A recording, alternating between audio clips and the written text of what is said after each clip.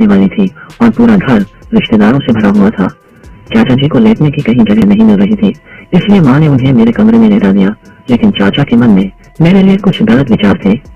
आधी रात को जब कमरे की लाइट बंद थी तो चाचा जी ठंड का बहाना बनाकर मेरे कमरे में घुस आए। आधी रात को उन्होंने मुझे सहलाना शुरू कर दिया, जिसके कारण मेरी आंख खो गई और फिर चाचा जी ने मुझे चुप रहने के लिए कहा। वो बोले, ये सब बातें तुम्हें तुम्हारे घर के बड़े नहीं बताएंगे, पर तुम्हें भी अच्छा लगेगा। फिर पूरी रात उन्होंने हेलो दोस्तों, आज की इस रोमांचक कहानी में आप सभी का स्वागत है। मेरा नाम दिव्या है और मैं अभी 18 साल की हूँ। ये तब की बात है जब मेरी बड़ी बहन की शादी होने वाली थी। शादी में अभी कुछ दिन बाकी थे, पर शादी से संबंधित तैयारियां और रस्में शुरू हो चुकी थी। हमारे सबसे छोटे चाचा भी हमारे घर आ चुके थे, जिनकी अभी तक शादी नहीं हुई है। वो दीदी को शगुन और आशीर्वाद देने आए थे। चाचा जी और मम्मी बैठकर बातें कर रहे थे। उनकी बातें सुनकर मैं हंसने लग गई और मुझे देखकर दीदी भी हंसने लगी, क्योंकि वो मेरे हंसने की वजह जानती थी। जब चाचा जी उठकर मेरे पास आए तो दीदी अपने कमरे में चली गई। वो जानती थी कि अब चाचा जी मुझसे मेरी हंसी का कारण पूछेंगे। चाचा जी मेरे पास आए और मेरे कंधे पर हाथ रखकर बोले, मेरी छोटी सी बड़ी क्यों हंस रही है? मैंने कहा, कुछ नहीं चाचा जी, मैं तो दीदी की बात सुनकर हंस रही थी, पर शायद चाचा जी समझ चुके थे कि हम दोनों क्यों हंस रहे थे। वो बोले, मैं सब जानता हूँ, तुम्हारी मम्मी मुझसे मेरी शादी के बारे में पूछ रही थी, इसीलिए तुम दोनों को हंसी आ रही थी। और तुम चिंता मत करो, तुम्हारे चाचा भी जल्दी की शादी करेंगे। चाचा जी अपनी शादी की बात को लेकर काफी गंभीर हो गए थे, क्योंकि कोई भी उनकी शादी के बारे में बात नहीं कर रहा था, जबकि उनकी उम्र 35 साल से ज्यादा थी और अब तो दीदी की शादी भी होने जा रही थी, जो उनसे बहुत छोटी है। चाचा जी ने जिस तरह से मेरे कंधे पर हाथ रखा हुआ था वो मुझे बहुत अजीब लग रहा था, इसीलिए मैंने उनका हाथ झटका और अपने कमरे में चली आई। दोस्तों, मैं अपने परिवार की सबसे छोटी और लाडली बेटी हूँ। मेरे मम्मी पापा ने मुझे बहुत नाजों से पाला था, पर मुझे नहीं पता था कि कोई इतनी छोटी उम्र में भी मेरे साथ ऐसा कुछ कर सकता है। जनवरी का महीना था और बहुत ठंड पड़ रही थी। वो सर्दियों के दिन थे और बहन की शादी भी सर्दियों के महीनों में होने वाली थी। बहन की शादी की तैयारियां भी चल रही थी और साथ ही साथ मेरा स्कूल भी चल रहा था। आमतौर पर मुझे मेरी बहन ही स्कूल छोड़ने जाती थी, पर उसकी शादी की वजह से मैं पापा के साथ जाने लगी थी। पापा कभी कभी लेट भी हो जाते थे, पर मेरी माँ को स्कूटी चलानी नहीं आती थी, तो मेरे पास उनके अलावा कोई ऑप्शन नहीं था। एक रोज की बात है कि मैं स्कूल जाने के लिए तैयार हुई और हॉल में आ गई। तभी बाथरूम से पापा की आवाज आई, दिव्या आधे घंटे रुको, मैं तैयार होकर आता हूँ। पापा की ये बात सुनकर मुझे बहुत गुस्सा आया। मैंने पापा से कहा, पापा आप मुझे रोज लेट करवाते हो। जब से आपने मुझे स्कूल ले जाना शुरू किया है तब से मैं हर दिन लेट हो रही हूँ, जिस वजह से मुझे अपने टीचर से सलाह मिलती है। अभी हमारी बातें चल ही रही थी कि तभी चाचा जी उठकर आए और बोले, दिव्या अगर तुम्हें कोई परेशानी ना हो तो चलो, आज मैं तुम्हें स्कूल छोड़ आता हूँ। चाचा ने इतना कहा ही था कि पापा ने तुरंत उन्हें चाबी पकड़ा दी और बोले, अरे दिव्या को क्यों दिक्कत होगी, ये लो चाबी और इसे स्कूल छोड़ आओ। पापा का एक काम हल्का हो गया था। चाचा जी जल्दी से फ्रेश हुए और तुरंत स्कूटी निकाल ली और मुझे स्कूल छोड़ने के लिए निकल पड़े। मेरा स्कूल सुबह 7 बजे का था और आज मैं इतने दिनों बाद सही समय पर स्कूल जा रही थी। चाचा जी काफी तेज स्कूटी चला रहे थे। वैसे तो मैं अपने पापा को पकड़कर उनके पीछे बैठती थी, पर आज मैं ऐसा नहीं कर सकती थी, क्योंकि चाचा जी के साथ ऐसा कुछ करने में मुझे अजीब लग रहा था। मुझे बहुत ठंड लग रही थी और कभी छूट रही थी। थोड़ी दूर चलने के बाद अंकल ने मेरा हाथ पकड़कर अपनी कमर में डाल दिया और बोले, दिव्या मैं तुम्हारी आवाज सुन सकता हूँ, शर्माओ मत, तुम आराम से मुझे पकड़कर बैठ सकती हो। हालांकि अंकल ने मुझे ऐसा करने को कहा भी था, लेकिन फिर भी मैं उन्हें पकड़कर नहीं बैठी। तभी अचानक से अंकल ने तेज ब्रेक लगाए और मैं उनके ऊपर गिर गई। जैसे ही मैं उनके ऊपर गिरी तो वो मेरे दोनों हाथ पकड़कर अपनी कमर के पास आए और बोले, दिव्या मैं फिर से कह रहा हूँ कि अगर तुम्हें ठंड लग रही हो तो मुझे पकड़कर बैठ जाओ। मुझे बहुत तेज ठंड लग रही थी और मुझसे बर्दाश्त नहीं हो रहा था, इसलिए मैं उन्हें पकड़कर बैठ गई। उस दिन मैंने अंकल की बात मान तो ली थी, लेकिन शायद ये मेरी सबसे बड़ी गलती थी। मैंने उनकी बात पर ज्यादा ध्यान नहीं दिया था, लेकिन उनके स्पर्श में कुछ खास बात महसूस हुई और उस दिन के बाद से वो मेरे साथ कुछ अलग तरह से पेश आने लगे। उस दिन चाचा ही मुझे वापस लेने भी आए थे। लौटते वक्त वो मुझसे कहने लगे कि मैं अपना हाथ उनकी कमर पर रख लूं, लेकिन उस वक्त तक धूप निकल आई थी और मुझे ठंड नहीं लग रही थी, इसलिए मैंने साफ साफ मना कर दिया। उस दिन के बाद से चाचा जी मुझे रोज स्कूल छोड़ने आने लगे। धीरे धीरे मेरा उनको पकड़कर बैठना आम बात हो गई थी और अब मुझे अजीब भी नहीं लगता था। पहले तो मेरी माँ मेरे बालों में तेल लगाकर अच्छी सी छोटी बना देती थी, लेकिन दीदी की शादी की वजह से वो मुझ पर बिल्कुल ध्यान नहीं दे रही थी। पिछले कुछ दिनों से मैं एक ही छोटी बांधकर स्कूल जाने लगी थी और वापस आते आते मेरे सारे बाल अस्त व्यस्त हो जाते थे। उस दिन घर आते ही सबसे पहले मैंने अपनी स्कूल ड्रेस बदली और बाल खोलकर शीशे के सामने बैठ गई। मैंने मम्मी से कहा, मम्मी प्लीज मेरे बालों में तेल डालकर चोटियां बना दो। मम्मी बोली, दिव्या अभी नहीं, अभी मुझे तुम्हारी बहन को लेकर बाजार जाना है। इतना कहकर मम्मी बाजार चली गई। तभी चाचा जी मेरे कमरे में आए और बोले, दिव्या, जो काम तुम्हारी मम्मी नहीं कर रही है वो मैं कर दूंगा। चाचा जी की नजर मुझे असहज करने लगी तो मैंने उनकी मदद लेने से मना कर दिया, लेकिन उन्होंने जबरदस्ती मुझे बिस्तर के किनारे पर बैठा दिया और मेरे बालों में तेल लगाने लगे। जब वो तेल लगा रहे थे तो अचानक से मुझे उनके हाथों का स्पर्श मेरी पीठ पर महसूस हुआ, जो मुझे बहुत अजीब लगा। मैंने उनसे कहा, चाचा जी, आप तो मेरे बालों में तेल लगा रहे थे, फिर आप मेरी पीठ क्यों छूने लगे? आप प्लीज अपना हाथ हटा लीजिए, मुझे बिल्कुल भी अच्छा नहीं लग रहा है। मेरी बात सुनकर वो मुस्कुराने लगे पर उन्होंने अपना हाथ नहीं हटाया। मैंने उनका हाथ झटका और अपने कमरे से बाहर निकल आई। उसके बाद चाचा जी भी मेरे पीछे दौड़ते हुए आए और उन्होंने मेरा हाथ पकड़ लिया। उसी समय हमारी काम वाली रीना आंटी घर के अंदर आ गई और उनको देखकर चाचा ने तुरंत मेरा हाथ छोड़ दिया। चाचा जी के इस बर्ताव से मुझे बहुत गुस्सा आ गया था। मेरा गुस्से भरा चेहरा देखकर रीना आंटी ने मुझसे पूछा, दिव्या बेटा क्या हो गया, तुम इतना गुस्से में क्यों हो? मैंने उन्हें कुछ नहीं बताया क्योंकि मुझे नहीं समझ आ रहा था कि मैं उनसे क्या कहूँ, और इसके बाद मैं अपने कमरे में आ गई। मेरे जाने के बाद रीना आंटी ने चाचा जी से पूछा कि दिव्या इतना गुस्से में क्यों है, तो चाचा जी बहाना करते हुए बोले, आज स्कूल से वापस आते समय मैंने उसे चिप्स नहीं दिलाए, बस इसीलिए मुझसे नाराज है। चाचा जी अपना गलत बर्ताव छुपाने के लिए झूठ बोल रहे थे, इसीलिए वो मुझे किसी से ज्यादा बात नहीं करने देते थे। रीना आंटी अपना सारा काम खत्म करके अपने घर चली गई और मैं भी खाना खा के अपने कमरे में आ गई। मम्मी और दीदी अभी तक वापस नहीं लौटी थी। मैं अपने कमरे में लेटी हुई थी। मेरा अपना एक अलग कमरा था जो ज्यादा बड़ा नहीं था, मुश्किल से 1-2 लोगों के रहने भर की जगह थी। मैं लेट के अपनी किताबें पढ़ रही थी, तभी मैंने किसी के कदमों की आहट सुनी। मैंने जल्दी से अपने कमरे की लाइट बंद कर दी और खुद को कंबल से ढक लिया, क्योंकि मुझे पता था कि घर पर मेरे और चाचा जी के अलावा और कोई नहीं है। मैं सोने की एक्टिंग करने लगी। तभी चाचा जी मेरे कमरे में आए और मेरे कमरे की लाइट जला दी, फिर मेरा नाम पुकारने लगे।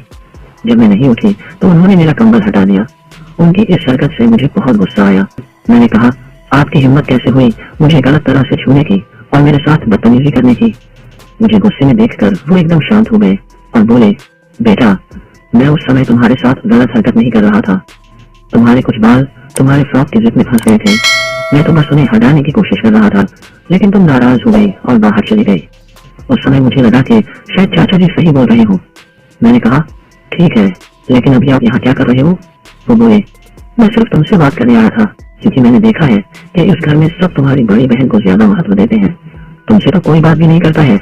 आज ही मैंने देखा कि जब तुमने अपनी मम्मी से बालों में तेल डालने के लिए कहा तो वो तुम्हारी बात टालकर बाजार चली गई। शादी की तैयारियां भी जरूरी है, पर सबको ये भी देखना चाहिए कि इस घर में एक और बेटी है जिसको देखभाल की जरूरत है। मैं अन्याय बर्दाश्त नहीं कर सकता। मैंने देखा है कि इस घर में कोई तुम्हारी परवाह नहीं करता, लेकिन तुम चिंता मत करो, मैं हमेशा तुम्हारा ख्याल रखूंगा। और अगर मैं भी नहीं आया होता तो तुम्हारा ख्याल रखने के लिए कोई भी नहीं होता। चाचा की बातों में सच्चाई थी। काफी दिनों से मैं भी ये महसूस कर पा रही थी कि मेरे घर में किसी को मेरी परवाह नहीं थी।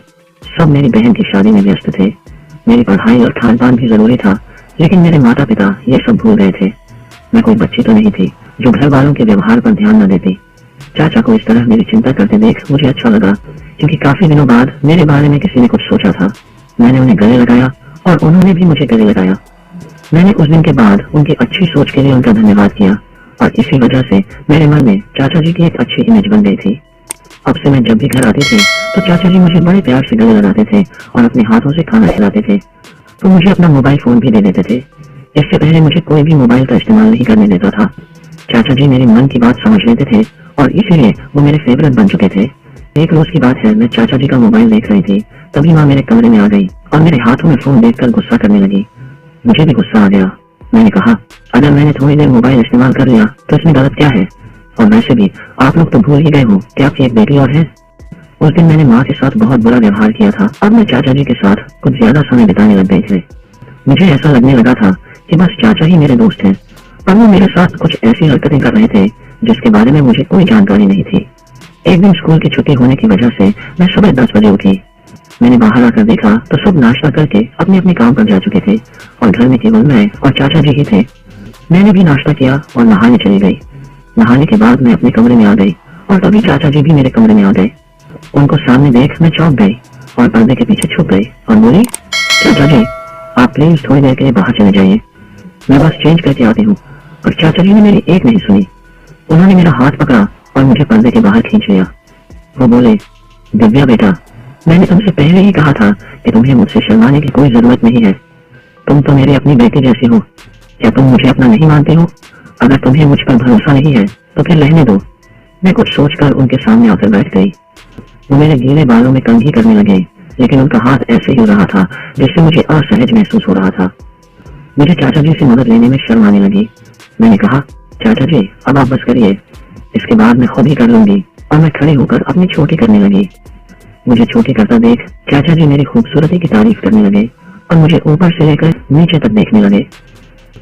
मुझे बहुत अजीब लग रहा था, क्योंकि अब मुझे उनकी नजरें सही नहीं लग रही थी। मैं उन्हें बार बार अपने कमरे से बाहर जाने के लिए कह रही थी, पर वो मेरी बात नहीं सुन रहे थे। मुझे लगने लगा कि उनकी नजरें मेरे लिए गलत है। मुझे उनकी नजरों से डर लगने लगा था। तभी अचानक बाहर से मेरे पिताजी की आवाज आई। उनकी आवाज सुनकर चाचा जी जल्दी से मेरे कमरे से बाहर चले गए। इसके बाद एक सप्ताह और बीत गया। धीरे धीरे और मेहमान आने लगे थे। मेहमानों की संख्या बढ़ गई थी और उन सबके बैग मेरे कमरे में आ गए थे। उस रात माँ चाचा जी को सुलाने के लिए मेरे कमरे में आई। वो मुझसे बोली, दिव्या बेटा, बाहर हॉल में मेहमान सो रहे हैं और सारे कमरे भी भरे हुए हैं। क्या तुम एक रात के लिए चाचा जी को अपने कमरे में लेटा सकते हो? बाहर बहुत ठंड थी, इसलिए मैंने बिना कुछ सोचे चाचा जी को अपने कमरे में लेटने दिया। लेकिन मुझे नहीं पता था कि चाचा जी उस रात मेरे साथ क्या करने वाले हैं। चाचा जी अपनी खुद की चादर होने के बावजूद मेरे पास आकर लेट गए। इसके बाद हम दोनों सो गए। आधी रात को मैंने महसूस किया कि कोई मेरे कंबल को हटाने की कोशिश कर रहा है। मैं उठकर बैठ गई तो चाचा जी बोले, बेटा मुझे बहुत ठंड लग रही है, क्या तुम अपना कंबल मेरे साथ शेयर कर सकती हो? मैंने दया करके उन्हें अपने कंबल के अंदर लेटा लिया और जैसे ही मेरी आंख लगी तो अचानक से उन्होंने मेरी गर्दन पर काट लिया, जिससे मैं जोर से चिल्ला उठी। मैं उठकर भागने की कोशिश कर रही थी, लेकिन अंकल मुझे बिल्कुल भी हिलने नहीं दे रहे थे। वो बोले, बेटा इस घर में सिर्फ मैं ही तुम्हारा अच्छे से ख्याल रख सकता हूँ। दिव्या अब तुम बड़ी हो गई हो और बड़ी लड़कियों को एक अलग तरह की चॉकलेट दी जाती है जो मैं तुम्हें दूंगा। तुम्हारे घर वाले तुम्हें ये सब नहीं बताएंगे। तुम बस चुप रहो और मजे करो। अंकल की बातें मुझे ठीक नहीं लग रही थी। मुझे लग रहा था कि वो कुछ गलत करने वाले हैं। मैं उनको दूर धकेलने की कोशिश कर रही थी, लेकिन उन्होंने मेरा मुंह बंद किया हुआ था। मैं समझ नहीं पा रही थी कि वो क्या चाहते हैं। तभी मैंने उनके हाथ पर जोर से काट लिया, जिससे उनका हाथ मेरे मुंह से हट गया और मैं जोर जोर से चीखने लगी। मेरी चीख शायद मेरी बहन के कानों तक पहुंच चुकी थी। मेरी बहन भागती हुई मेरे कमरे में आई और अंकल को मेरे पास देखकर वो सब समझ गई। मैं भागकर अपनी बहन के गले लग गई। मैंने कहा, दीदी। तो वो बोली, दिव्या तुम्हें कुछ बोलने की जरूरत नहीं है, मैं सब समझ चुकी हूँ। जब अंकल तुम्हारे कमरे में आए थे तभी मुझे शक हुआ था, पर मैंने माँ की वजह से कुछ नहीं बोला। मम्मी दीदी से चुप रहने को कह रही थी, लेकिन दीदी गुस्से में बोली, मम्मी अब आज मेरा मुंह बंद मत करना, जैसे कुछ सालों पहले करवा दिया था। मैंने दीदी की तरफ देखा तो वो बोली, हाँ दिव्या, कुछ साल पहले एक मेहमान ने मेरे साथ भी ऐसी ही घटिया हरकत की थी। वो बातें आज भी मेरे दिमाग में ताजा है, लेकिन जब मैंने मम्मी से इस बारे में बात की तो उन्होंने मेरा मुंह बंद करवा दिया था। मैंने अपने लिए आवाज नहीं उठाई, लेकिन मैं अपनी बहन के साथ अन्याय नहीं होने दूंगी। दूसरों की बहन बेटियों पर बुरी नजर रखने वालों को सजा मिलनी ही चाहिए, क्योंकि ऐसे दरिंदे सिर्फ बाहर ही नहीं बल्कि हमारे अपने घरों में भी है। तभी माँ ने दीदी का मुंह बंद करने की कोशिश करने लगी और बोली, बेटा अगर ये खबर बाहर फैल गई तो भविष्य में दिव्या की शादी में दिक्कतें आएंगी, और मैंने तेरे भले के लिए ही तुझे शांत रहने को कहा था। अगर लोगों को पता चल गया कि किसी लड़के के साथ ऐसा हुआ है तो समाज में उस लड़की को बुरी नजर से देखा जाता है। माँ की यह बात सुनकर दीदी और भी गुस्सा हो गई और ऊंची आवाज में बोली, पढ़े लिखे माँ बाप की वजह से ही लड़कियों पर अत्याचार होते हैं और लड़कियों को वो सब चुपचाप सहना पड़ता है। ये कौन सी बात हुई कि जिसने अत्याचार की है वो सड़क पर खुलेआम घूमे और जिसके साथ गलत हुआ है वो आवाज भी न उठाए। आज भगवान की कृपा से दिव्या के साथ कुछ बुरा नहीं हुआ, पर अगर कुछ बुरा होता तो क्या तब भी आप ऐसा ही करते? इस समाज में चुप रहने वाली और अत्याचार का शिकार होने वाली लड़कियों को बुरी नजर से देखा जाता है, इसलिए ऐसा करने वाले को समाज में घूमने का कोई अधिकार नहीं है। आप मेरी माँ हैं, और फिर भी मैं आपके विचारों से सहमत नहीं हूँ। मैं इस निकम्मे इंसान के खिलाफ पुलिस में शिकायत दर्ज करवाऊंगी। इस बार पिताजी ने भी हमारा साथ दिया और बाकी रिश्तेदारों ने भी बहन की बात समझी। सभी ने उस निकम्मे अंकल को सलाह दिलाने का समर्थन किया। उस समय माँ को समझ में आया कि वो किस पुरानी सोच के साथ जी रही थी। अंकल ने अपनी मीठी मीठी बातों से मुझे मेरे परिवार के खिलाफ भड़काने की कोशिश की और मेरी सहानुभूति पाने की कोशिश की। उस समय मुझे उस निकम्मे व्यक्ति की असली मंशा समझ में नहीं आई, लेकिन आखिरकार मेरे परिवार ने मेरा साथ दिया। दरअसल एक माँ को अपनी बेटी को बड़े होते ही गुड टच और बैड टच के बारे में समझा देना चाहिए, लेकिन कुछ माता पिता इस बारे में बात करने से कतराते हैं या उन्हें इस बारे में सही जानकारी नहीं होती। आज के समय में ऐसे लोगों से सतर्क रहना बहुत जरूरी है, क्योंकि ऐसे लोग अक्सर हमारे करीबी होते हैं।